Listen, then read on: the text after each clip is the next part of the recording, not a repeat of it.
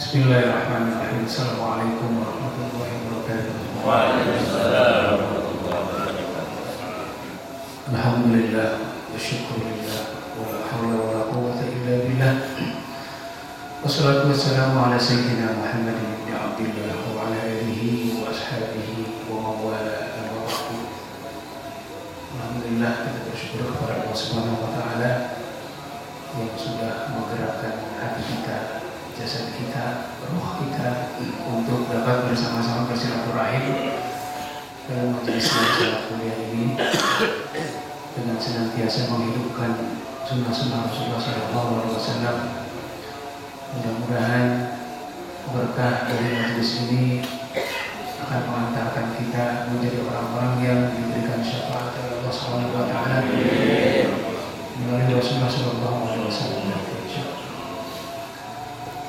Pada munasabah ini, pada bulan Syawal yang mulia ini, saya merasa perlu juga untuk mengucapkan Ja'alallahu wa iyyakum minal 'aidin al-faizin fi kulli 'amin wa antum bi khairin.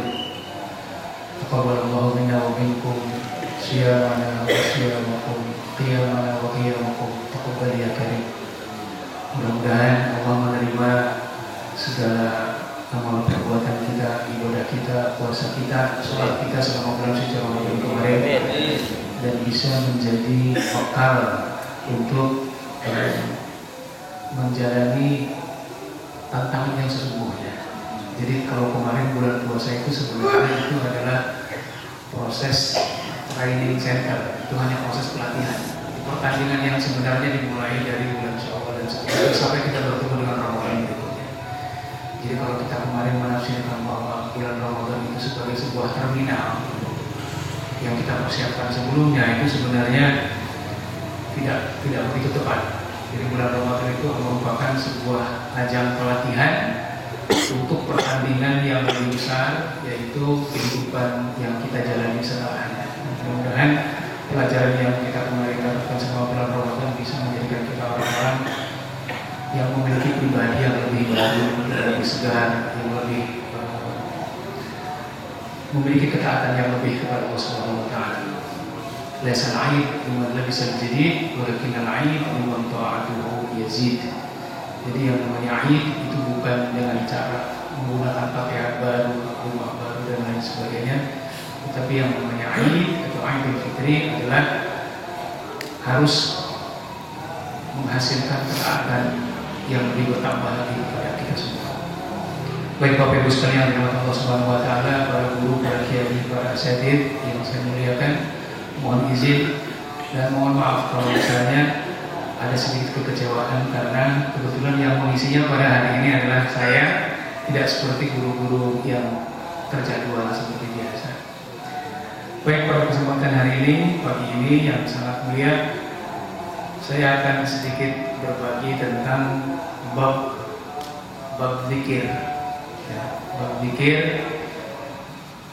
Mudah-mudahan kalau toh kita tidak bisa menuntaskan pada pagi hari ini, kita bisa mendapatkan munasabah dan kesempatan untuk meneruskan di lain waktu. Kita mulai dengan kalimat zikir. Zikir itu secara terminologi arti bahasa itu artinya adalah menyebut. Zakarian guru itu artinya adalah menyebut. Tetapi juga memiliki pengertian yang lain, artinya adalah mengingat. Tapi bisa juga artinya adalah digabungkan kedua-duanya, menyebut untuk mengingat. Sambil menyebut tujuannya adalah untuk mengingat. Zikir dibagi dalam berbagai macam jenis. Ya. Ada zikrul lisan, yaitu zikir yang dilafalkan dengan lisan, dan juga yang namanya zikrul qalb. Yang paling baik adalah zikrul lisan wal qalb. Lisannya juga berzikir, hatinya juga berzikir. Lisannya menyebut, hatinya mengingat. Karena betapa banyak orang yang berzikir lisannya tapi hatinya kemana-mana. Betapa banyak orang yang berzikir lisannya, otaknya kemana-mana, tidak sejalan dengan apa yang dilafalkan. Maka zikir yang paling baik adalah zikir yang dengan lisan, akan tetapi diikuti oleh hati yang senantiasa mengingat apa yang kita zikirkan, yaitu Allah dan Allah Subhanahu wa taala. Kemudian zikir juga ada yang namanya dzikrus sir atau dzikrus sirri, ada juga dzikrul jahri. Dzikrus sirri itu artinya adalah kita berzikir, ada yang berzikir cuma diam termenung hatinya saja berzikir, atau berzikir juga dengan lisan tetapi tidak keras, hanya cukup didengarkan oleh kuping sendiri. Itu masuk dalam kategori dzikrus sirri. Tapi di sana juga ada yang namanya dzikrul jahri, yaitu kita berzikir dengan suara yang dikeraskan. Ya, itu juga jenis daripada zikir. Kemudian ada juga dzikrul fardhi, dan di sana juga ada yang namanya dzikrul jama'i. Dzikrul fardhi itu adalah zikir sendirian. Kita di rumah sendirian megang tasbih, gitu ya. Kita menghabiskan hitungan-hitungan zikir yang sudah kita rencanakan berapa. Ada juga dzikrul jama'i. Dzikrul jama'i itulah yang sering kita saksikan, yang diadakan oleh guru-guru kita, oleh ustaz-ustaz kita, sama ustaz dari Ilham dan lain-lain. Itu adalah termasuk dzikrul jahril jama'i. Itu zikir yang dijaharkan dan jama'i secara bersama-sama. Nah, kita sedikit akan mengulas tentang apa-apa yang terkait dengan zikir tersebut. Baik Bapak Ibu sekalian, kita mulai dengan fadilah daripada zikir itu sebenarnya untuk apa, dan hadis atau ayat yang bagaimana yang memerintahkan kita untuk senantiasa berzikir kepada Allah Subhanahu wa taala. Dalam surat Al-Imran kita mendapatkan Allah Subhanahu wa taala berfirman, "Alladzina yadhkurunallaha qiyaman wa qu'udan wa 'ala junubihim." Jadi di antara ciri-ciri orang yang beriman itu adalah orang yang senantiasa berzikir kepada Allah qiyaman wa qu'udan wa 'ala junubihim, baik dalam keadaan berdiri, dalam keadaan duduk, maupun dalam keadaan berbaring. Di sini bukan berarti membatasi bahwa zikir harus dilakukan dalam posisi-posisi seperti itu. Di sini menunjukkan bahwa yang namanya zikir itu harus senantiasa kita adakan di dalam hati kita sepanjang waktu, sepanjang masa, dalam kondisi apapun. Zikir di sini lebih dekat pengertiannya kepada mengingat kepada Allah selain daripada melakukan zikir. Nah, sekarang bagaimana dalam keadaan kita menyetir, boleh nggak kita berzikir? Ya boleh saja. Ayatnya tidak ada yang memerintahkan zikir sambil menyetir, paling nggak dalam posisi kita duduk. Bisa juga yang dikatakan dalam keadaan berdiri itu adalah kita sholat. Ketika kita mengucapkan takbiratul ihram dalam sholat itu kan takbir dalam posisi berdiri.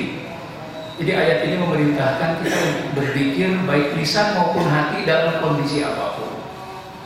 Bagaimana dengan zikir kita dalam keadaan bekerja di kantor di depan komputer? Walaupun kita bekerja, maka kita melakukan pekerjaan yang mungkin sifatnya terkesan keduniawian, tapi hati kita mengingat kepada Allah. Tujuannya paling tidak apa yang kita lakukan itu agar mendapatkan ridha Allah dan terhindar dari berbagai macam maksiat.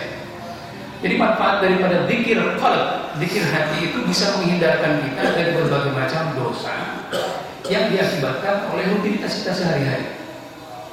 Ketika kita keluar dari rumah, kita membuka pintu, kita membacakan Bismillahirrahmanirrahim. Kita mendengarkan ada sesuatu yang mengagetkan, kita mengucapkan Subhanallah. Kita membuka pintu mobil, kita mengucapkan Bismillah. Kita menghidupkan mobil, kita mengucapkan Bismillah. Di kantor kita buka pintu, mengucapkan Bismillah. Menghidupkan komputer, mengucapkan Bismillah. Itu semuanya adalah zikir mengingat kepada Allah, baik lisan maupun hati. Kalau sudah niatnya saja Bismillah, masa iya sih kita melakukan pekerjaan itu dengan melakukan kemaksiatan baik disadari maupun tidak. Jadi manfaat daripada zikir baik lisan maupun hati adalah menjaga kita dari perbuatan dosa. Jadi kita ngacak saja. Masa iya kita meniatkan segala sesuatu karena Allah, kemudian kita melanggar apa yang kita niatkan itu sendiri. Itu adalah ciri-ciri orang yang beriman yang senantiasa menghadirkan Allah dalam setiap kesempatan, dalam setiap posisi dia secara fisik, baik duduk, berdiri maupun tidur. Bagaimana posisinya dalam keadaan tidur? Kita tidak selamanya dalam keadaan sehat. Ada kalanya orang sholat itu sambil tidur. Maka yang dimaksud dengan berzikir kepada Allah sambil tiduran itu adalah paling tidak kita berzikir sebelum tidur, kita berdoa sebelum tidur. Ada kalanya kita tidak sempat untuk berdoa dalam posisi duduk sebelum tidur. Ada kalanya kita berdoa membacakan Fatihah ataupun Muawwidhatayn dalam posisi kita sudah terlentang. Itu pun merupakan sebuah posisi yang dianjurkan. Dalam arti kata tidak ada yang salah dengan posisi kita tidur sambil berzikir. Kemudian ciri-ciri orang yang beriman yang lain adalah wadzakirina Allaha katsiran wadzakirati 'adallahu lahum maghfiratan wa ajran 'azim. Sesungguhnya orang yang senantiasa berzikir, baik laki-laki maupun perempuan, maka Allah akan menyiapkan pahala yang sangat besar. Nah, ini pahala ini nggak usah menunggu di akhirat. Orang yang senantiasa mengingat kepada Allah banyak sekali mendapatkan karamah, banyak sekali mendapatkan fadilah daripada pekerjaan di dunia. Jadi jangan takut ketika kita menghadirkan Allah dalam setiap kegiatan kita akan takut kehilangan rezeki, jangan takut. Ini banyak sekali kita saksikan, katakanlah saudara-saudara kita yang katakanlah dalam kategori artis misalnya kan. Ada beberapa artis yang meniatkan untuk hijrah. Ketika dia hijrah untuk berjilbab, dia di awalnya punya rasa takut. Ketika dia berjilbab, menggunakan hijab, menggunakan busana muslim, takut kehilangan pekerjaan dan lain sebagainya. Ketika dia berniat berhijab, ketika dia berniat menggunakan busana muslimah, saat itu dia sudah berniat menghadirkan Allah dalam setiap kegiatan dia. Memang ada rasa takut kehilangan job, takut tidak diundang lagi. Justru yang terjadi malah sebaliknya. Betapa banyak artis-artis muslimah ketika mereka hijrah dalam pekerjaannya, dia meniatkan lillah, justru kebanjiran pekerjaan. Ini merupakan sebuah bukti bahwa Allah memberikan pahala bagi orang-orang yang menghadirkan Allah dalam setiap kegiatan, bukan hanya di akhirat, di dunia saja Allah sudah berikan. Paling tidak orang yang senantiasa mengingat kepada Allah, air mukanya itu menunjukkan air muka orang yang jujur, air muka orang yang bisa dipercaya, akan mudah mendapatkan kepercayaan dari orang. Itu adalah manfaat daripada zikir, mengingat Allah dalam hati kita. Tentunya harus senantiasa dengan lisan untuk menguatkan. Kemudian Allah Subhanahu wa taala berfirman juga, ya ayyuhalladzina amanu dzkurullaha dzikran katsiran wasabbihuhu bukratan wa asila. Wahai orang-orang yang beriman, berzikirlah atau ingatlah kepada Allah dzikran katsiran, sebanyak-banyaknya. Jadi tidak boleh ada jeda sebenarnya. Bagaimana kalau kita mau ke kamar mandi? Paling tidak kita masuk ke kamar mandi saja sudah berdoa kan? Ada doa masuk kamar mandi. Itu menunjukkan bahwa yang namanya berzikir mengingat kepada Allah itu dalam segala situasi. Dzikran katsiran. Kalau yang namanya katsir itu banyak, itu tidak berbatas. Kapan saja. Orang kalau sudah dalam keadaan meleknya banyak berzikir, terkadang ngigoknya saja berzikir. Jadi dulu waktu zaman saya di pondok, orang kalau ngigoknya sudah ngomong bahasa Arab, itu berarti dia dzauq lughawinya, sensitivitas kebahasaannya sudah merangsuk, gitu kan. Jadi kalau ada santri yang ngigoknya pakai bahasa Indonesia atau pakai bahasa daerah, nah ini berarti disiplin bahasanya belum nyambung. Jadi mengukur seorang santri itu misalnya bahasa Arabnya belajarnya serius enggak, itu kalau dia ngigoknya itu bahasa Arab. Kalau kita senantiasa berzikir setiap hari, insya Allah ngigok kita itu nggak macam-macam. Kita nggak usah takut ngigok kita ini akan melantur kemana-mana. Nanti istri kita tiba-tiba ngebangunin, ayo tadi ngigok apaan? Insya Allah kalau kita senantiasa berzikir, sekian banyak waktu kita gunakan untuk berzikir, ngigok kita aja insya Allah itu isinya zikir. Nggak usah takut nanti akan dia apa-apain gitu ya. Wasabbihuhu bukratan wa asila, dan bertasbihlah kepada Allah dari pagi hingga petang. Ini menunjukkan suatu frekuensi yang boleh dibilang sangat banyak. Ini adalah fadilah daripada zikir. Nah sekarang saya sebenarnya hanya ingin sedikit meluruskan tentang yang dinamakan adzikr jahri, yang selama ini atau selama banyak yang kasarnya mungkin banyak digugat orang ya, majelis-majelis zikir itu bagaimana hukumnya dan lain sebagainya. Baik, di sini saya berusaha untuk luruskan sedikit demi sedikit. Anas radhiyallahu anhu qala, ada hadis yang diriwayatkan dari Anas radhiyallahu anhu qala Rasulullah sallallahu alaihi wasallam, idza marartum bi riyadil jannah farta'u, jika engkau melewati taman-taman surga, farta'u, maka bergabunglah atau hormatilah. Kemudian ditanya Rasulullah oleh para sahabat, ya Rasulullah, ma riyadul jannah, apa yang dimaksud dengan taman surga? Qala halaqat dzikri, bahwa yang dimaksud dengan taman surga itu adalah halaqah dzikir. Nah, di sini sudah menunjukkan bahwa yang namanya dzikir dengan ada kalimat halaqah dzikir. Halaqah dzikir ini kan berarti dzikirnya tidak sendirian. Dzikirnya bersama-sama. Dan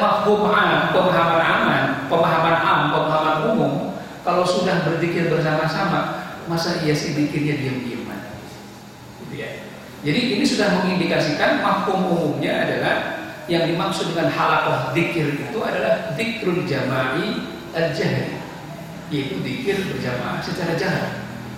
Sekarang Bapak undang untuk berzikir bersama-sama, tiba-tiba pada diam menengai gitu. Mungkin ada yang tidur. Tapi kalau kita melakukan dzikrul jahri, ada orang yang tadinya ngantuk bisa terbangunkan, ada orang yang tadinya kurang semangat bisa bersemangat. Ya. Ini adalah manfaat daripada dzikrul jahri.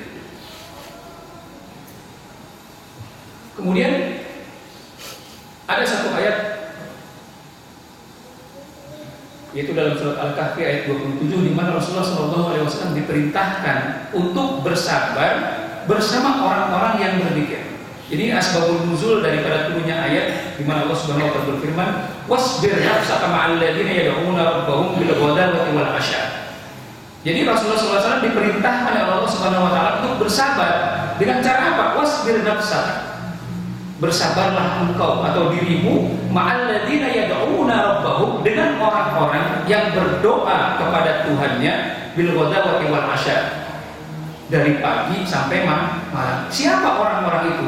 Itulah orang-orang yang dalam kajian tasawuf namanya orang-orang ahlus suffah, yaitu sebagian para sahabat yang suka berdiam di sekitar Masjid Nabawi.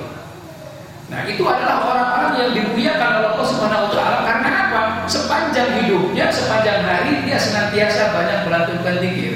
Jadi ketika Allah Subhanahu wa taala memerintahkan Rasulullah SAW untuk bersabar, disuruh duduk dengan mereka. Sampai Rasulullah SAW bersabda, dia bersyukur kepada Allah karena Allah sudah menciptakan orang-orang yang selalu berzikir kepada Allah di sekeliling Rasulullah SAW. Bayangkan, orang-orang para sahabat yang luar biasa, di antaranya di dalamnya itu adalah Salman Al-Farisi. Itu adalah, makanya Salman Al-Farisi dalam dunia tasawuf dikategorikan sebagai rujukan daripada kaum sufi. Jadi kaum sufi dari kalangan para sahabat di antaranya adalah Salman Al-Farisi, di mana Salman Al-Farisi itu menjadi bagian daripada halaqah dzikir yang suka berada di sekitar Masjid Nabawi. Jadi Rasulullah diperintahkan untuk bersabar dengan cara duduk dengan mereka. Ini manfaat daripada dzikir. Jadi manfaat daripada dzikir adalah mendidik kita untuk menjadi orang yang senantiasa lebih bersabar lagi.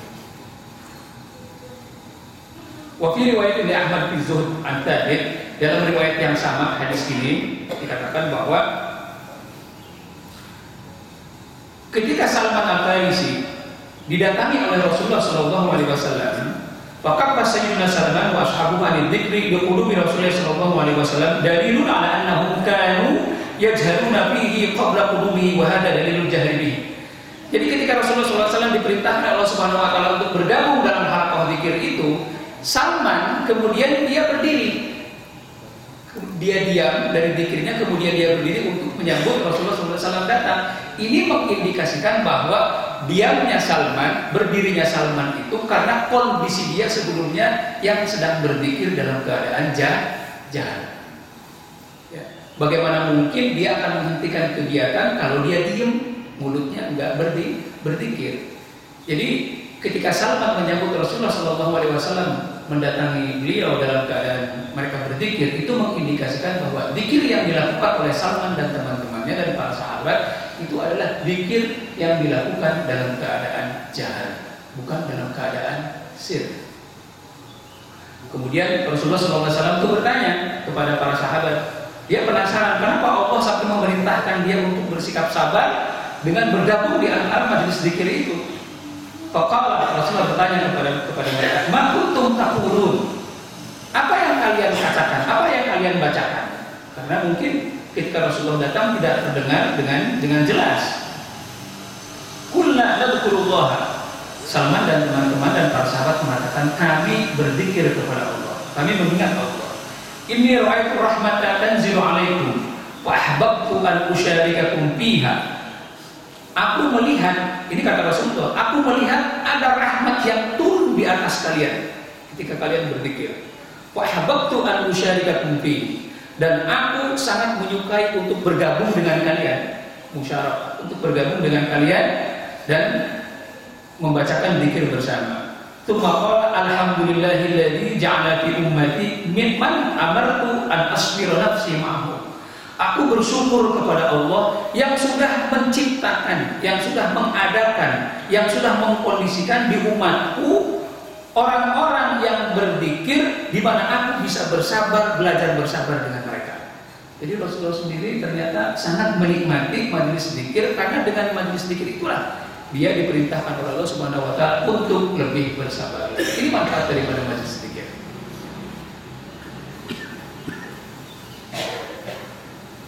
Kemudian ini ada sedikit hadis yang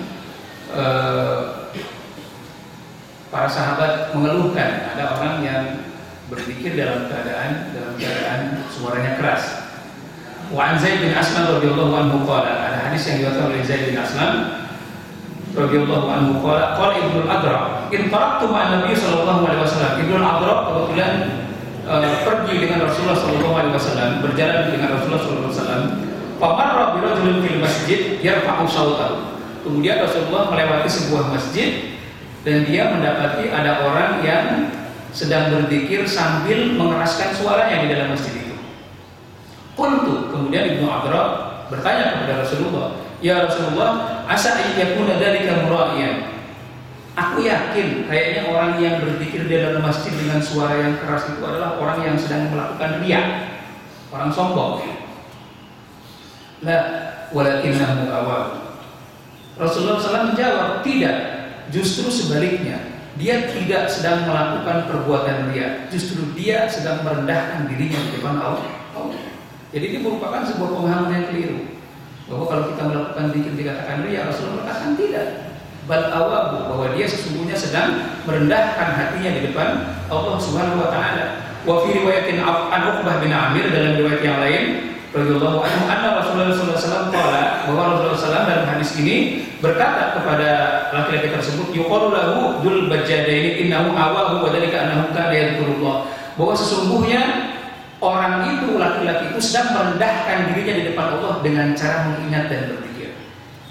Jadi merendahkan diri di depan Allah itu tidak selalu harus dalam keadaan termenung, diam sambil menundukkan. Ketika kita berzikir, artinya apa? Kita merendahkan. Orang yang kita sebut itu berarti orang yang lebih agung dari kita, orang yang kita cintai atau zat yang kita cintai. Dengan cara kita mengagungkan, dengan cara kita menyebutkan, sesungguhnya kita sedang merendahkan diri di depan Allah. Jadi ini Rasulullah mengingatkan bahwa jangan dianggap orang yang melakukan dzikrul jahri itu orang riya. Dia sedang menunjukkan kesolehannya. Tidak. Dia riya atau tidak itu hanya Allah yang tahu. Kita tidak boleh menjudge orang melakukan riya. Kalau kita sudah menjudge orang yang melakukan dzikrul jahri jama'i, melakukan zikir secara bersama-sama dengan suara keras mengatakan riya, berarti kita sudah menghukumi orang itu dengan kebodohan kita sendiri. Kita tidak tahu.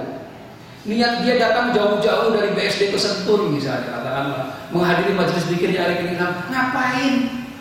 Datang ke sono, siapa yang lihat? Gak ada yang melihat. Untuk apa dia riya? Riya depan siapa? Gitu ya. Jadi ini merupakan sebuah peringatan dari Rasulullah SAW. Jangan sekali-kali menjudge orang yang zikir dengan keras, dengan sebutan atau dengan anggapan bahwa dia melakukan riya. Ini mungkin karena waktunya terbatas, saya mungkin agak jumping saja ya ke beberapa poin berikutnya. Nah sekarang bagaimana dengan ada para sahabat yang melakukan zikir dalam keadaan sir, dan ada juga zikir yang dilantunkan dalam keadaan jahat. Waqad shahha anna sayyidina Abu Bakr kana yusiru fi qiraatil Qur'an. Di sini kadang-kadang orang menggabungkan antara zikir baca Quran dengan doa, gitu ya. Jadi zikir baca Quran dengan doa itu dimasukkan ke dalam satu kategori. Padahal sesungguhnya antara zikir, berdoa dengan baca Quran itu adalah kegiatan yang memiliki hukum-hukum sendiri. Yang saya bahas sekarang itu adalah zikir. Tapi kadang-kadang zikir jahri al-jama'i dihukumi sama dengan orang berdoa, sama dengan orang membaca Al-Quran. Sesungguhnya itu adalah kegiatan yang berbeda. Waqad shahha anna Sayyidina Abu Bakr kana yusirru fi qiraatil Qur'an. Memang benar yang namanya Abu Bakar itu tidak pernah membaca Al-Qur'an dalam keadaan jahar. Abu Bakar kalau baca Quran itu selalu dalam keadaan sir. Cukup kupingnya aja yang dengar. Wa kana Sayyidina Umar yajharu fihi. Akan tetapi Sayyidina Umar kalau membaca Al-Qur'an dengan keras. Jadi para sahabat berbeda-beda juga gaya dia dalam membaca Al-Qur'an. Kalau Sayyidina Abu Bakar membaca Al-Qur'an dalam keadaan dengan sedikit suaranya direndahkan. Kalau Umar tidak, suaranya dikeraskan. Kemudian ketika ditanya Abu Bakar, kenapa Abu Bakar membaca Al-Qur'an dalam keadaan sir?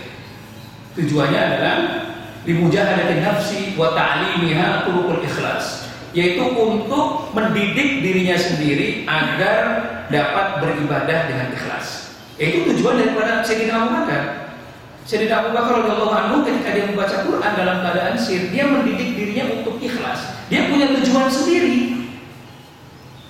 Karena kalau dia membaca dalam keadaan dengan suara keras, takut dibilang riak misalnya kan, takut dibilang tidak ikhlas. Maka pilihan Abu Bakar membaca Al-Quran dengan cara sir supaya dia mampu mendidik dirinya untuk bersikap ikhlas. Akan tetapi ketika Sayyidina Umar ditanya kenapa Sayyidina Umar membaca Al-Quran dengan suara keras, beliau mengatakan li'iqazi qulubil ghafilin. Tujuannya adalah untuk membangkitkan hati yang lalai. Jadi kadang-kadang kalau kita membaca Al-Quran cuma ngegerendang aja gitu, belum tentu hati kita itu akan terbangkitkan. Tapi kalau kita membaca Al-Quran dengan keras, kuping kita mendengarkan, hati kita juga ikut dengar, maka hati kita juga akan bangkit. Di sini adalah tujuannya saya mengatakan bahwa tidak ada yang salah dengan membaca Al-Quran dengan cara yang keras. Ya, sama juga tidak ada yang salah dengan membaca Al-Quran atau zikir dengan cara yang tidak dikeraskan. Dua-duanya benar, dua-duanya memiliki tujuan yang sama. Tergantung kondisinya. Sehingga di sini Imam Nawawi wajama'an Nawawi. Jadi Imam Nawawi itu tidak pernah mentarjihkan dalam urusan ini, tapi dia menggabungkan antara dua riwayat sahabat yang membaca Al-Qur'an dengan cara yang berbeda. Kemudian dia menggabungkan bi anal ikhfa afdal haitsu khafar riya, bahwa sesungguhnya ikhfa, bahwa sesungguhnya tidak menjaharkan baca Quran dan zikir termasuk juga dengan doa, itu adalah afdal kalau dengan tujuan ingin kita ini tidak dikatakan riya. Katakanlah kita punya kecenderungan untuk bersikap sombong, maka untuk mendidik diri sendiri kita boleh membaca Al-Quran, zikir ataupun berdoa dengan cara tidak dikeraskan. Tergantung tujuannya. Jadi kalau untuk tujuan supaya kita tidak riya, maka kita boleh zikir, tidak perlu dikeraskan. Aw ta'adan bihil musallun aw niyam, atau kita ini tidak mengeraskan doa kita, tidak mengeraskan zikir kita, tidak perlu mengeraskan baca Quran kita, karena takut mengganggu orang yang sholat atau takut mengganggu orang yang sedang tidur. Maka ini juga termasuk etika daripada kita beriktikaf. Karena ketika kita iktikaf di masjid, mungkin ada teman kita yang sedang tidur, dia juga butuh istirahat. Maka sebaiknya membaca Al-Quran tidak terlalu keras. Atau kemungkinan di belakangnya juga ada orang yang sedang sholat, gitu ya. Sholatnya kebetulan dia masbuk dan lain sebagainya, sehingga zikir kita, baca Quran kita tidak perlu dikeraskan. Tetapi di sini artinya bukan mengatakan bahwa yang namanya zikir atau sholat atau baca Quran itu tidak boleh keras, tidak. Tergantung kondisi. Katakanlah kalau misalnya kita niat datang ke masjid sengaja untuk berzikir, tidak untuk sholat. Toh kita sudah sholat. Katakanlah kita datang ke masjid ba'da asar sampai maghrib, acaranya zikir, kan nggak ada urusan dengan sholat. Maka dzikrul jahril jama'i disunahkan, karena kita tidak akan mengganggu siapapun. Katakanlah seperti orang-orang yang datang ke majelis zikirnya Ustaz dari Ilham di Sentul misalnya, orang niat datang ke sana untuk zikir kok, tidak ada yang terganggu di sana. Cuma memang kita harus melihat kondisi. Kalau misalnya kebetulan tempat zikirnya itu di tengah-tengah sebuah keramaian, di tengah-tengah sebuah komplek perumahan yang heterogen, misalnya juga banyak orang-orang muslim, maka sebaiknya pengeras suara tidak perlu keluar. Sebaiknya pengeras suara cukup ke dalam. Kita tidak perlu mengganggu orang-orang yang di keliling masjid. Artinya di sini kita tidak boleh secara aklamatik mengatakan bahwa dzikrul jahri tidak boleh karena mengganggu orang, tidak, tergantung kondisinya. Nah ini juga termasuk dengan katakanlah Zikir yang kita lakukan setiap kali habis sholat. Ini yang sering banyak dipertanyakan orang. Setiap kali habis sholat jamaah, kok kenapa zikirnya dikeraskan? Sebenarnya hukum daripada sholat dengan hukum daripada zikir itu hukum yang terpisah. Walaupun dalam banyak riwayat Rasulullah SAW juga mengeraskan bacaannya setelah beliau sholat. Di sini saya tadi agak.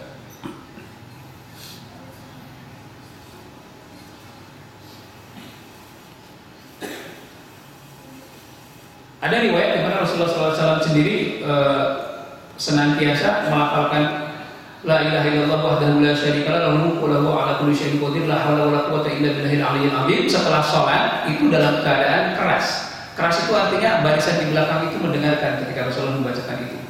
Jadi yang namanya zikir setelah sholat itu sebenarnya ada hukum sendiri dan itu juga bisa dikaitkan dengan doa. Karena yang namanya fadilah daripada doa itu terkait dengan tempat, dengan situasi, dengan waktu. Doa yang paling mustajab adalah doa yang dibacakan setelah sholat fardu. Doa yang paling baik dibacakan dalam keadaan suci kita sudah berwudu.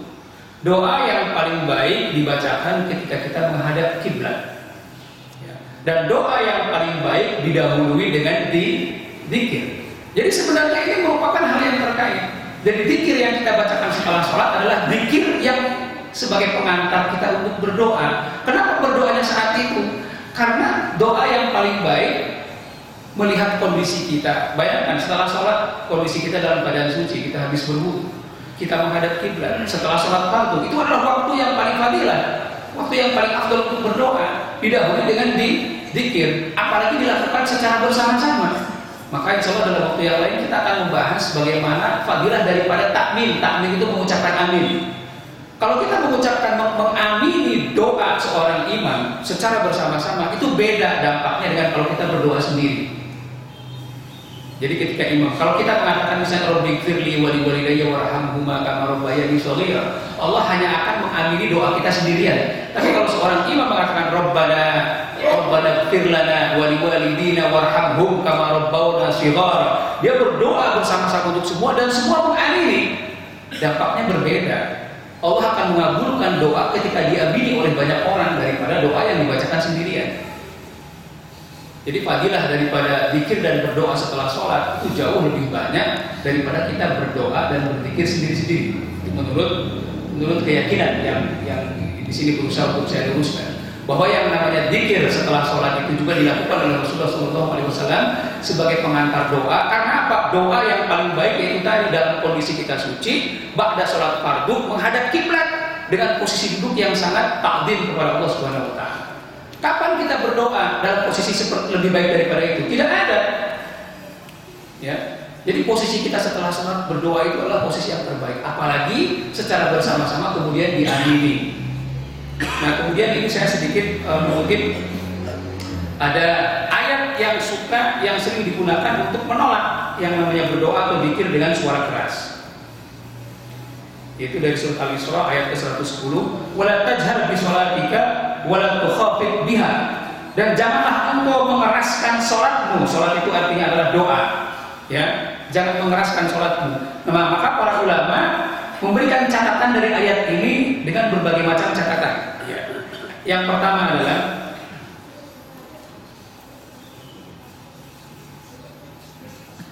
bahwa waqad nazalat hina kana Nabi sallallahu alaihi wasallam yanzilu bil Qur'an fa yasma'u musyrikun fa yasubuna al-Qur'an mimman anzalahu.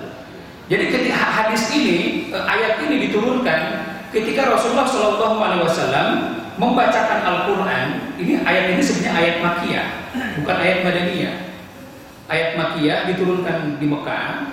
Kemudian ketika Rasulullah SAW membacakan Al-Qur'an, orang-orang musyrik Mekah itu langsung menghujat Al-Quran, dan dia menghujat siapa yang menurunkan Al-Quran.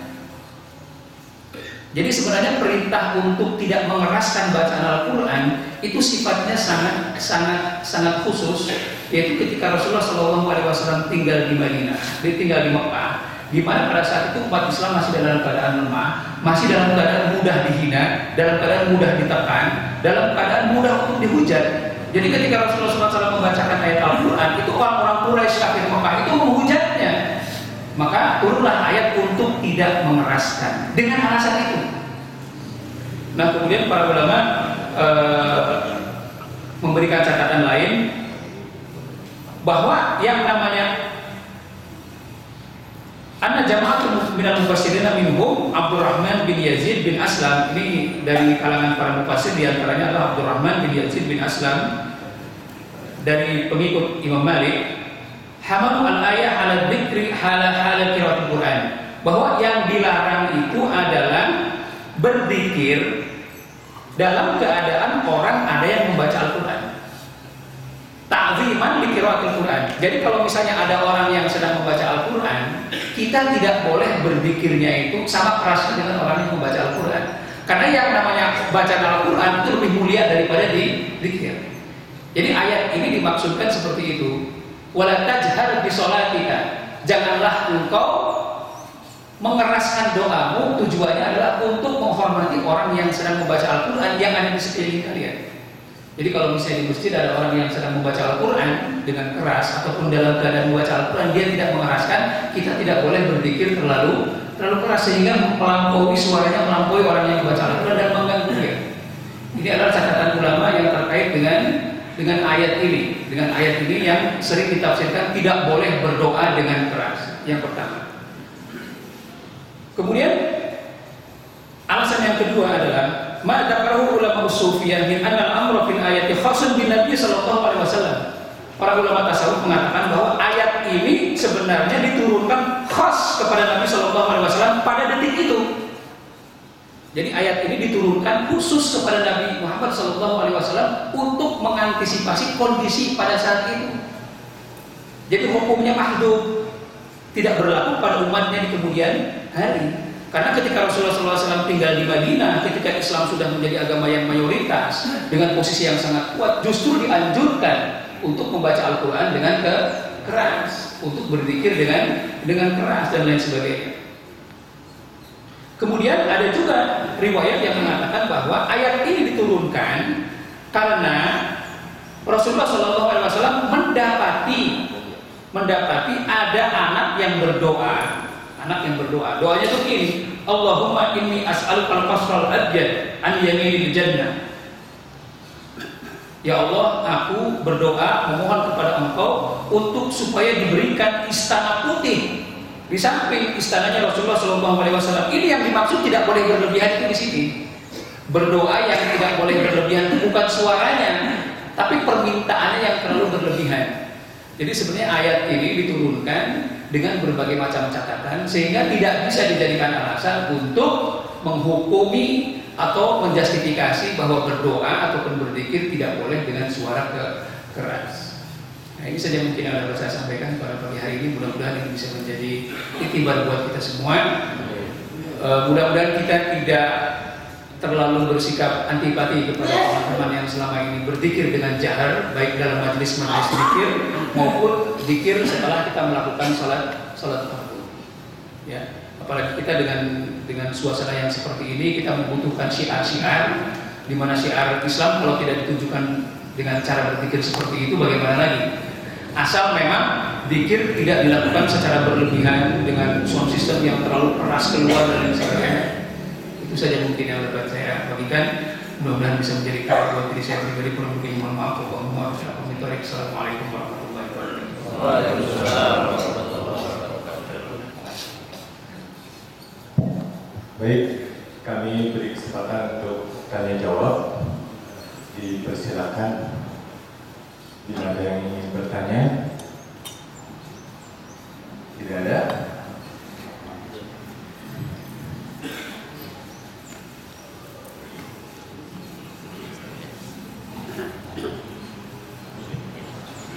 Assalamualaikum warahmatullahi wabarakatuh.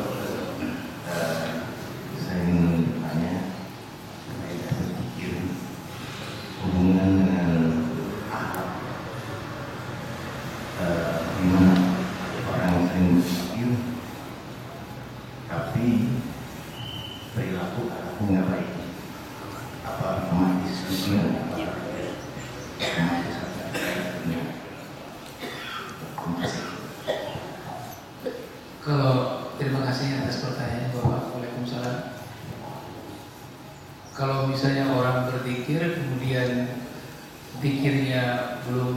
berdampak kepada kepribadian dia, ya berarti dikirnya belum sempurna, dikirnya belum lempeng. Karena ketika kita berzikir, sesungguhnya kita mengucapkan asma Allah melalui sifat-sifatnya. Rasulullah SAW bersabda, tasawwafu bisifatir rahman, tasawwafu bisifatillah. Hendaknya engkau mensifati sifat-sifat Allah, sifat-sifat yang baik tentunya.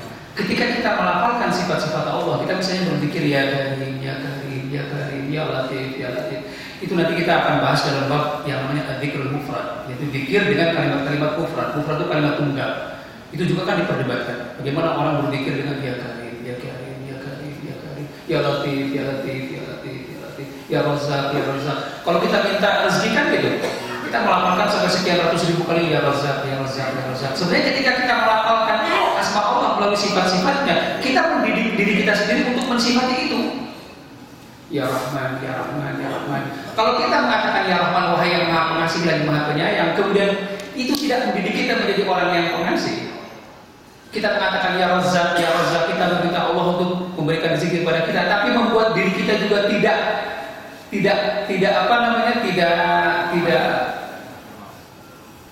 generous, apa ya? Dermawan. Tidak dermawan, percuma. Berarti zikirnya itu hanya zikir diri saja. Jadi sebenarnya zikir itu ketika kita melafalkan asma Allah dengan sifat-sifatnya, tujuannya adalah mendidik kita untuk bisa mewarisi, mengambil DNA daripada sifat Allah itu sendiri. Tentunya dalam kadar-kadar yang tidak membawa kemahaannya. Allah kan maha sabar, maha pemberi rezeki. Kalau kita tidak perlu menjadi orang yang maha pemberi rezeki, cukup Allah yang maha pemberi rezeki. Paling tidak kita bersikap generous, kita bersikap dermawan. Untuk apa kita mengatakan ya Razzaq, tapi kita tidak dermawan? Untuk apa kita mengatakan ya Latif, tapi kita tidak lembut hatinya? Jadi orang yang berzikir tetapi pribadinya masih tidak dipengaruhi oleh zikirnya, berarti zikirnya belum sempurna. Artinya apa? Jadi harus belajar lagi zikir dengan zikir yang benar, harus memperbanyak lagi. Mungkin dia harus bergabung dalam majelis zikir yang benar. Ya, mungkin dia ilmunya belum sampai kepada majelis zikir yang benar. Gitu ya. Insyaallah. Assalamualaikum warahmatullahi wabarakatuh. Saya mau bertanya tentang niat ini, Pak Ustaz. Pernah saya melihat gitu, ada seorang yang melaksanakan sholat fardu, niatnya itu agak keras, lalu ketika takbiratul ihram itu kalimatnya panjang. Jadi ketika imam sudah Allahu Akbar, dia masih dalam kondisi niat. Nah, kalimat takbiratul ihram itu Allah itu agak panjang. Saya menilai agak mengganggu jemaah yang lain. Terima kasih. Ya, kalau ada jamaah yang sudah merasa terganggu, ya harus diingatkan. Jadi kalau menurut saya sesuatu yang berlebihan kemudian mengganggu tentunya tidak baik.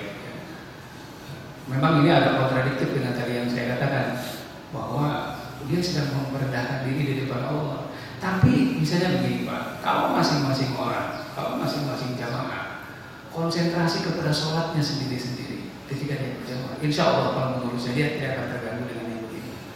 Kalau kita masih terganggu dengan orang yang di sebelah, niatnya keras, kemudian Allah Akbar, berarti kita ini belum konsen sebenarnya, gitu ya. Jadi saya tidak bisa menghukumi bahwa orang yang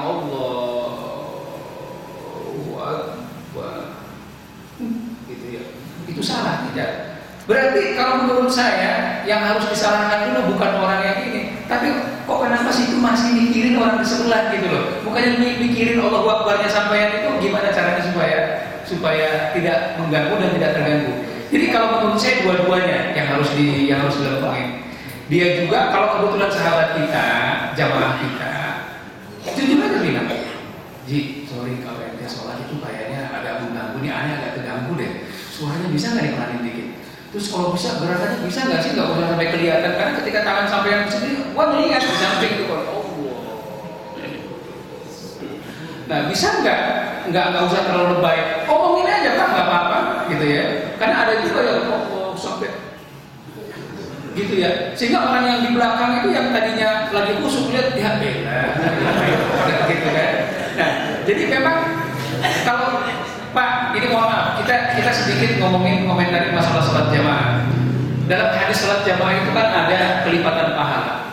Kelipatan pahalanya tadi disebutkan 27 kali, ada disebutkan 25 kali.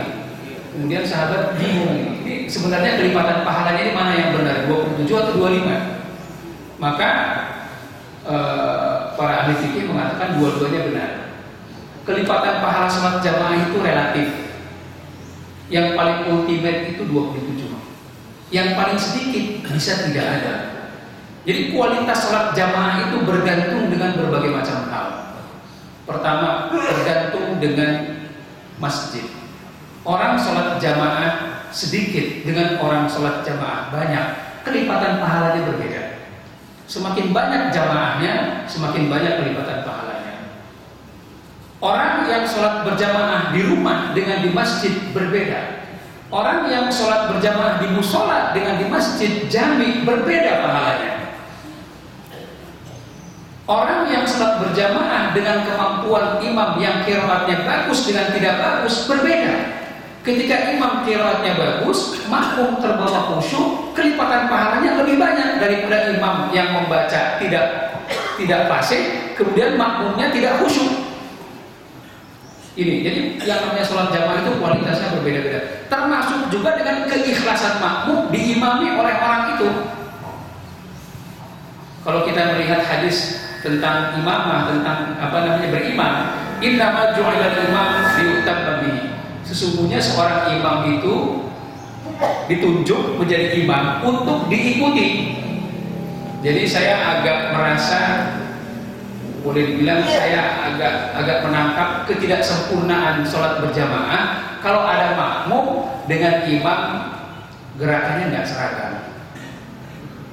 Jadi kalau imam kunut, ini mohon maaf ya, kalau imam kunut, kalau kita ingin mendapatkan pahala sholat berjamaah yang sempurna, boleh ikut kunut. Walaupun kita bukan termasuk orang yang doyan kunut kalau subuh. Benar. Jadi kalau kita ingin pahala sholat jamaahnya itu sempurna, kalau imam kunut, boleh kunut. Kalau kunut kita mengatakan, kan kebanyakan orang mengatakan kunut itu kan sunnah, nggak sampai mengatakan tidak. Apa salahnya mengamini? Karena ketika kita mengamini doa yang dibacakan oleh imam, pahalanya luar biasa. Jadi ketika imam berdoa kok kita diam aja gitu, itu bisa mengganggu kesempurnaan pahala sholat berjamaah. Jadi yang tadinya malaikat mau catat 27 kali baru 2, mau nulis 7. Lah, ini kok nggak ngangkat ini. Ya, jadi yang tadinya mau nulis 7 dari 0 tuh jadi cuma 20 doang gitu kan. Termasuk juga kalau imamnya tidak kunut, nggak usah maksain kunut. Ini suka ada nih orang-orang yang mohon maaf, saya ini orang NU juga gitu kan. Ada orang yang NU-nya saklek, imamnya nggak kunut, dia buru-buru tuh bajunya. Asal dia kejar imam sebelum bangkit dari sujud, nggak boleh juga kalau menurut saya. Gitu ya. Jadi kalau imam kunut, sebaiknya kalau kita niat sholat berjamaah jauh-jauh datang ke masjid, ya kunut, apa salahnya angkat tangan. Awalnya mungkin nyesek, aduh, ini nggak doyan kunutan, tapi kok kenapa begini ya? Kenapa harus kunut ya? Lama-lama enak loh kunut itu. Benar, lebih banyak manfaatnya. Ya. Jadi ini termasuk sebenarnya yang itu tadi. Kalau misalnya ada makmum yang sudah nggak genah dengan makmum di sebelahnya, itu juga bisa mempengaruhi kualitas sholat jamaah. Kalau orang sudah ketika baca, misalnya imamnya bacaannya kurang sempurna, ya ini bacaannya udah salah-salah gitu kan. Ini udah mempengaruhi keikhlasan dia bermakmum. Termasuk juga ada yang di sebelahnya ini lagi baik banget. Udah. Jadi memang dibutuhkan sebuah keikhlasan dalam sholat berjamaah. Entah itu keikhlasan bermakmum kepada imam itu ataupun keikhlasan bermakmum dengan yang lain. Maka untuk menjaga keikhlasan itu, kalau kita kebetulan sudah pernah diingatkan dengan terlalu baik, kasihan orang sebelah, ya Allah wakbarnya biasa aja daripada kita dengan style kita tapi mengganggu orang. Ada orang yang terganggu, ada orang yang nggak ikhlas, itu juga bisa mempengaruhi kualitas kelipatan fadilah daripada sholat jamaah. Jadi ingat ya Pak, yang namanya sholat jamaah itu tidak murni selamanya pahala itu kelipatan 27 kali, belum tentu. Ada yang 27, ada yang 20, ada yang 15, ada yang 2, ada yang enggak sama sekali. Apalagi kalau makmumnya udah double terus sama imamnya, itu nggak ada fadilah pahala salat jamaah kalau udah seperti itu. Gitu ya. Makanya kenapa syarat untuk menjadi imam itu nggak gampang, gitu ya, nggak gampang. Jadi kalau saya boleh sedikit memanjangkan di dalam urusan imam, antara Imam Syafi'i dengan Imam Malik sendiri dalam urusan imamah itu berbeda. Karena hadis Rasulullah SAW, dia umal qaum aqra'ahum. Hendaknya orang yang menjadi imam dari sebuah kaum itu adalah aqra'ahum. Aqra'ahum itu ditafsirkan secara berbeda. Ada yang aqra'ahum itu adalah orang yang paling fasih membaca Al-Quran. Ada orang yang aqra'ahum itu adalah orang yang paling menguasai ilmu agamanya. Karena kata-kata qara'a, membaca itu memiliki dua makna. Ada yang bagus bacaannya, ada yang bagus ilmu pengetahuan agamanya, gitu ya. Jadi Imam Syafi'i dengan Imam Malik itu berbeda. Kalau Imam Malik mengatakan yang pantas menjadi imam itu orang yang bacaannya bagus. Kalau Imam Syafi'i tidak. Imam Syafi'i tidak. Orang yang dituakan, yang pengetahuan agamanya sempurna, itu yang lebih afdal. Karena dia memahami kata-kata qara'a dalam ini itu berbeda dengan Imam Malik. Nah ini. Maka sebaiknya yang menjadi imam itu adalah orang yang bacaannya bagus, tapi juga pengetahuan agamanya lumayan. Maka anak PTIQ ini insya Allah terjamin qiraatnya bagus, ilmu agamanya juga bagus. Insya Allah kita dukung seperti itu. Dan itu bisa menjadi keikhlasan kita sebagai makmum. Baik, ada yang lain? Assalamualaikum warahmatullahi wabarakatuh. Waalaikumsalam. Satu menit ya Pak. Terima kasih penjelasannya. Dan ini kami tegaskan pada seluruh jamaah dan pengurus, mohon kapanpun dan dimanapun, terutama di Al-Hatib, mohon selesai sholat waktu bisa berjamaah, zikir berjamaah. Pengurus Pak Firta, kalau ya diatur, kemudian imam waktu tolong berjamaah, zikir berjamaah. Bila ada yang mengatakan tidak urusan sama saya. Soalnya kamu dapat cerita mau satu yuk Siap komandan. Jadi saya akan bertanya, atau mungkin masalah zikir jelas semuanya, bila masih bermasalah urusan sama saya. Masih maaf Pak sudah berubah. Ini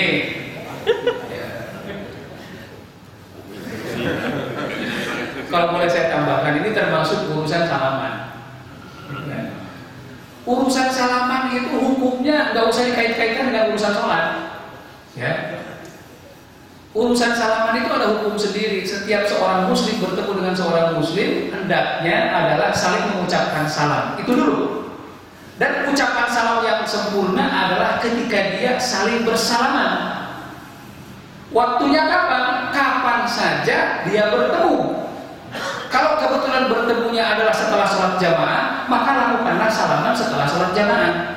Jadi hukum salaman itu nggak usah dikait-kaitkan dengan hukum sholat jamaah. Salaman itu punya hukum sendiri yang memang itu independen dan itu banyak fadilahnya. Kapan lagi kalau tidak pada sholat jamaah kita salaman dengan saudara kita? Ya, saya dengan Pak Miftah ketemu pada subuh. Dosa saya dengan Pak Miftah dari waktu-waktu yang sebelumnya udah kehapus itu. Nanti mungkin 1 jam 2 jam lagi saya teleponan dengan Pak Miftah, saya maki-maki udah berdosa lagi kan. Ketemu lohor, pada sholat lohor salaman lagi, hilang lagi itu dosa. Jadi saya juga agak heran kok kenapa orang hapus dosa dilarang-larang, gitu ya. Urusan salaman pada sholat itu hukumnya nggak ada urusan dengan sholat. Sholat hukumnya selesai setelah dia mengucapkan salam, udah. Di sana ada hukum zikir sendiri, ada hukum doa sendiri, ada hukum salaman sendiri, nggak usah dikait-kaitkan, ya. Artinya apa? Boleh. Maka dianjurkan setelah kita ucapkan salam sholat, ya kita zikir jahri jama'i, kemudian kita berdoa diamini sama-sama, akhir dengan salaman. Sempurna sekali. Itu yang menambah kesempurnaan sholat jamaah. Kita keluar dari masjid dalam keadaan ikhlas. Ini agak aneh kalau udah ada salaman, ada yang duduk, ada dia repot, ya. Ini mohon maaf. Terima kasih Pak Komandan. Ada yang lain?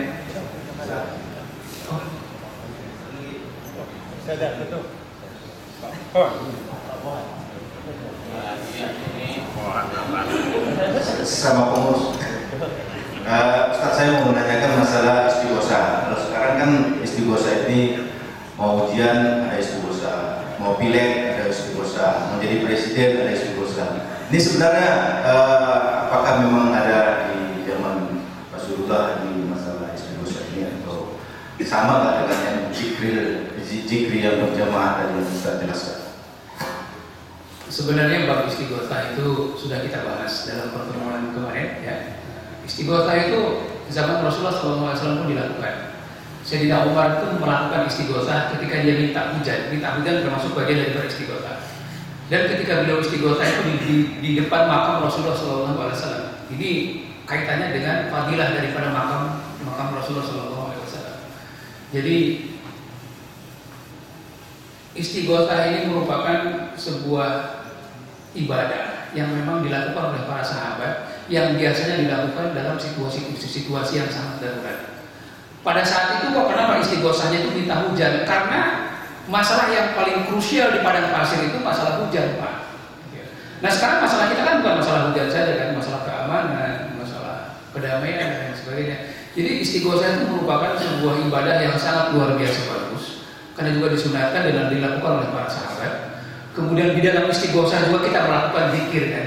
Jadi sebenarnya kalau saya boleh menafsirkan, dzikrul jahril jama'i, zikir jahar berjamaah yang dilakukan oleh Ustaz Arifin Ilham dan teman-teman yang lain, itu sebenarnya adalah bagian daripada istighosah.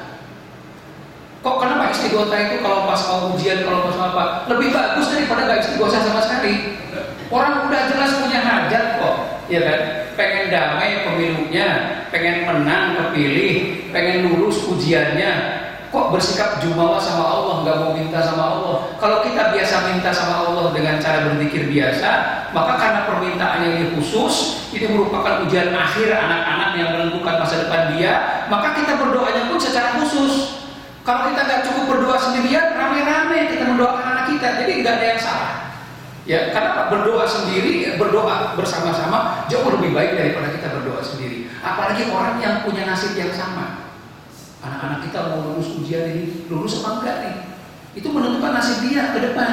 Itu kan sangat krusial, sangat genting. Kalau kita berdoanya juga dengan gaya berdoa seperti biasa, berarti kita nggak serius menghadapi masalah itu. Jadi kalau kita menghadapi masalah serius, berdoanya pun harus serius. Kalau kita nggak cukup sendiri, rame-rame sebanyak mungkin. Kalau rame-rame sekali dua kali nggak cukup, rame-rame yang sering. Misalnya selama ujian, selama 1 minggu, ya selama 1 minggu kita istighosah tiap hari di masjid. Itu jauh lebih baik.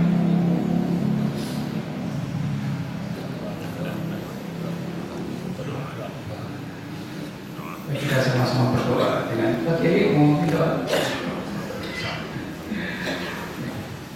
Kita beristighfar di sini berdoa. Astagfirullahaladzim, astagfirullahaladzim, astagfirullahaladzim. Amin ya rabbal alamin. والسائلين الحمد لله رب العالمين حمد الناعمين حمد الشاكرين حمدا يوافي نعمه ويكافئ مزيدا يا ربنا لك الحمد ولك الشكر كما ينبغي لجلال وجهك الكريم ولعظيم سلطانك اللهم صل على سيدنا محمد وعلى ال سيدنا محمد صلاة تنجينا بها من جميع الاهوال والافات وتقضي لنا بها جميع الحاجات وتطهرنا بها من جميع السيئات وترفعنا بها عندك على الدرجات وتبلغنا بها عندك أقصى الغايات من جميع الخيرات في الحياة وبعد الممات اللهم إنا نسألك سلامة في الدين وعافية في الجسد وزيادة في العلم وبركة في الرزق وتوبة قبل الموت ورحمة عند الموت اللهم هون علينا في سكرات الموت والنجاة من النار والعفو عند الحساب ربنا أوزعنا أن نشكر نعمتك التي أنعمت علينا وعلى والدينا وأن نعمل صالحا ترضاه وادخلنا برحمتك في عبادك الصالحين اللهم أرنا الحق حقا وارزقنا اتباعه وأرنا الباطل باطلا وارزقنا اجتنابه اللهم ارفع عنا البلاء والوباء والفحشاء والمنكر والمحن والفتن ما ظهر منها وما بطن ربنا اغفر لنا ولوالدينا وارحمهم كما ربونا صغارا اللهم سهل ويسر امورنا وامور والدينا وامور جميع المسلمين اللهم انفعنا بما علمتنا وعلمنا ما ينفعنا وارزقنا علما تنفعنا اللهم ارزقنا علما نافعا ورزقا واسعا حلالا طيبا مباركا وانت خير الرازقين ربنا هب لنا من ازواجنا وذرياتنا قرة اعين واجعلنا للمتقين اماما ربنا اتنا في الدنيا حسنه وفي الاخره حسنه وقنا عذاب النار وادخلنا الجنه مع العالمين. سبحان ربك رب العزة عما يصفون وسلام على المرسلين والحمد لله رب العالمين. ببركة الفاتحة. أعوذ بالله من الشيطان الرجيم. بسم الله الرحمن الرحيم. الحمد لله رب العالمين الرحمن الرحيم مالك يوم الدين. إياك نعبد وإياك نستعين اهدنا الصراط المستقيم صراط الذين أنعمت عليهم غير المغضوب عليهم ولا الضالين. والله الموفق للقول السلام عليكم ورحمة الله.